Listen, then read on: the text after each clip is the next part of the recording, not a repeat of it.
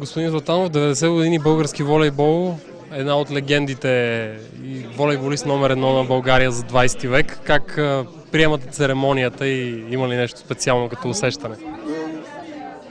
Нормално, нали? Похвално е за церемонията, да се честват тези 90 годишни и да се знае волейбола, нали, кога се е заселил по българските земи, за да имаме този успех.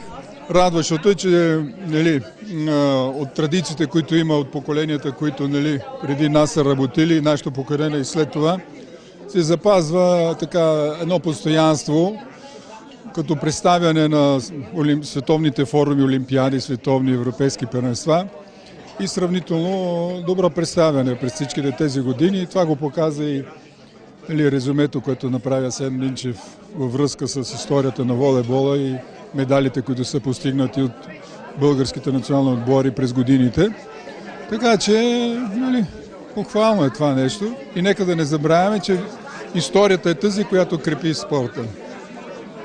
Много противоречива беше 2012 за българския волейбол, може би най-скандалната в последните 20 години, но и същевременно успешна. Вие как я видяхте отстрани, като човек, който не е в нито един от двата лагера?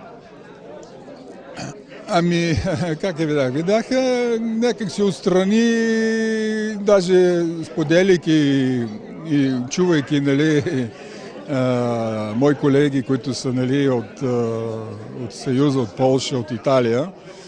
Малко всичкото това нещо беше много странно в навечерието на Олимпийските игри. Нека си не прозвуча така доста положително в световен мащаб това, което се случи тук. За съжаление, за това загуби волейбола, загуби малко имиджи на волейбола и на самата федерация. Но след това пък, нали, на Олимпийски игри нашите нали, направиха това, което никой не очакваше. И именно по причината, може би, на подценяване или така нататък, но се представиха много добре. По принцип, България на Олимпийски игри се представила винаги добре в историята, ако се върнем назад. Така че може само да се вадят изводи за бъдещата работа в името на волейбола, да се потиснат някои лични интереси и лични качества, защото без това не може.